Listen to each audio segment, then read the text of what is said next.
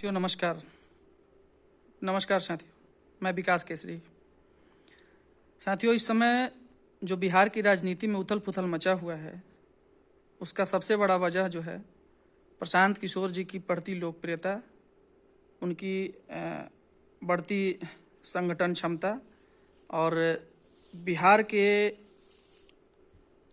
युवाओं और बिहार की जनता द्वारा उनको मिलता हुआ भरपूर प्रेम, भरपूर सहयोग, इन सभी चीज़ों को देखकर बिहार के नेता, चाहे आरजेडी के हो या बीजेपी के हों, दोनों पार्टियों के नेता एकदम पूरी तरह बौखलाए हुए हैं। उन्हें अपनी करारी हार, यहाँ तक कि जमानत जब्त होने का भी डर सताने लगा है, क्योंकि बिहार के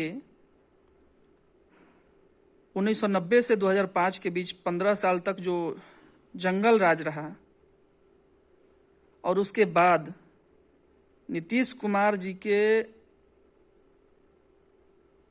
सुशासन के नाम पर भ्रष्टाचार, करप्शन का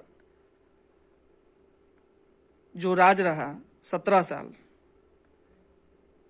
इन दोनों को देखकर जनता उब चुकी है। उग्र होने के मूड में है जनता। पिछले 33 सालों में हमारी उम्र जो है अभी 36 साल के आसपास है। हमने जब जन्म लिया बिहार की धरती पर, और तब से लेकर आज तक बिहार में छोटे मोटे बदलाव को छोड़ दिया जाए तो कोई अमूलचूल कोई परिवर्तन हमारे बिहार में नहीं हुआ। आज भी बिहार में पलायन की स्थिति ज्यों की त्यों है। हमारे गांव में हमारे जितने भी दोस्त मित्र हैं, वो सब रोजगार के लिए कोई दिल्ली में है, कोई गुड़गांव में है, कोई विदेश गया है। सभी लोग जीवन यापन के लिए अपने गांव से पलायन कर गए हैं। बस बूढ़े बुजुर्ग ही हमारे गांव में रह गए हैं और गिने चुने 2-4 युवा हों। साथियों, प्रशांत किशोर जी ने 2 अक्टूबर 2022 से गांधी आश्रम भेतिहरवा से जन सुराज पदयात्रा की शुरुआत की है। जन सुराज का मतलब प्रशांत जी बताते हैं कि जनता का राज, न आरजेडी का राज, न बीजेपी का राज, न किसी पार्टी का राज, ये जनता का राज है। इसी के लिए उन्होंने अपनी यात्रा का नाम जो है जन सुराज यात्रा रखी है। मतलब जनता का राज, जनता का बोलबाला।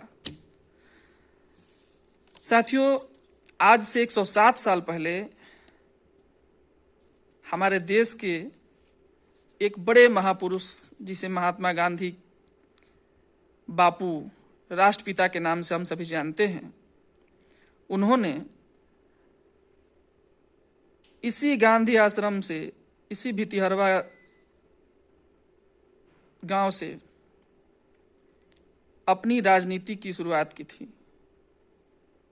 जैसा कि हम सभी जानते हैं कि चंपारण के ही एक समृद्ध किसान थे, शुक्ला जी। उनके विशेष आग्रह पर गांधी जी ने चंपारण में आने का निर्णय लिया था, और उनके आने के बाद वहाँ पे जो 3 कठिया प्रथा थी, हर 1 बीघे में 3 कट्ठा नील की खेती करनी जरूरी होती थी। इसका एक कानून था, अंग्रेजों द्वारा 100 साल 135 साल पहले थोपा गया कानून, जिससे वहाँ के किसान बहुत त्रस्त थे। उनको शोषित किया गया अंग्रेजों के द्वारा, और इस शोषण से गांधी जी ने मुक्ति दिलाई थी। ये देश की राजनीति में और बिहार की राजनीति में दूसरे ऐसे व्यक्ति हैं, प्रशांत किशोर जी, जिन्होंने महात्मा गांधी के पद चिन्हों पर चलते हुए 2 अक्टूबर 2022 से अपनी जन स्वराज यात्रा शुरू की है। साथियों, उन्होंने अभी 200 किलोमीटर की पदयात्रा पूर्ण कर लिए हैं और वे कहते हैं कि वे अपने 200 किलोमीटर के पदयात्रा का अनुभव साझा करते हैं मीडिया के सामने। उन्होंने 10 बातें बताई जो बिहार में और बिहार की वर्तमान परिदृश्य, वर्तमान परिस्थिति को परिकल्पित करती है। उन्होंने सबसे पहले पलायन का मुद्दा रखा, बेरोजगारी।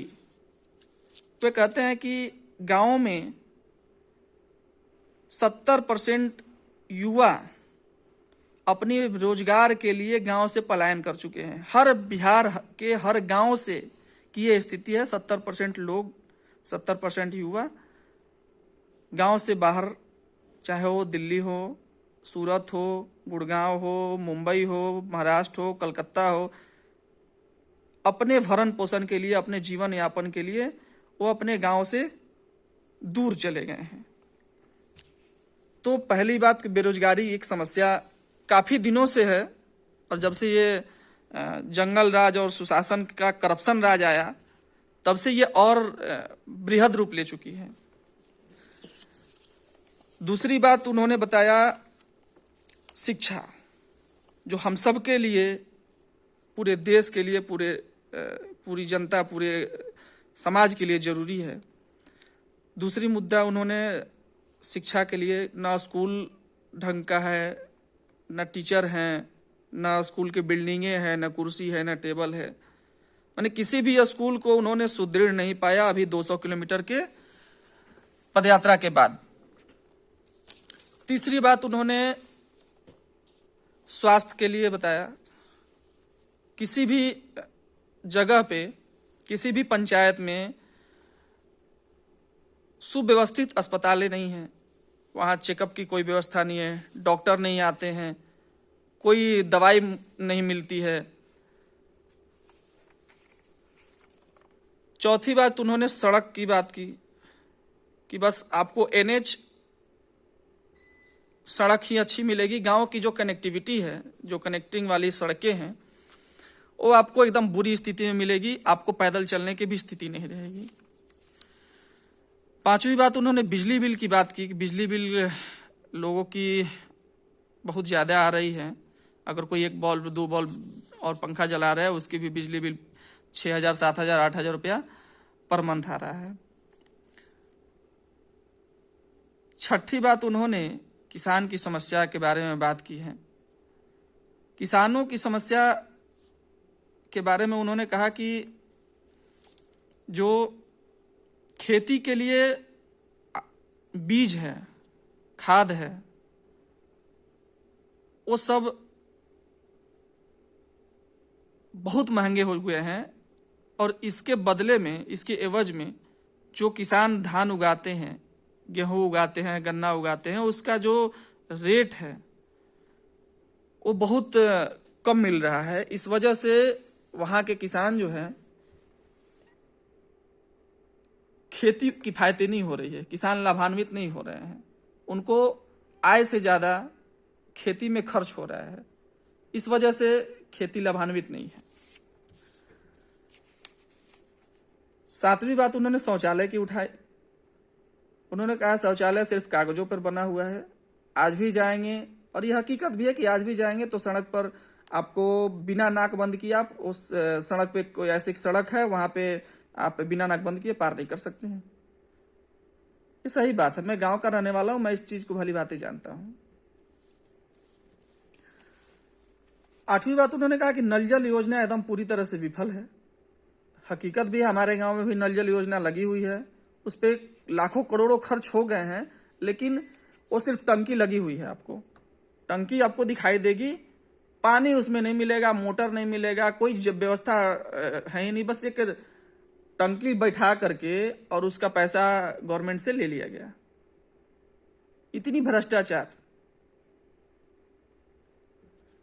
9वीं बात उन्होंने बाढ़ की समस्या के बारे में बात की, और 10वीं बात उन्होंने बालू ईंट पत्थर जो है वो आम लोगों के इतनी महंगी है कि आम लोगों के पहुंच से दूर हो गई है।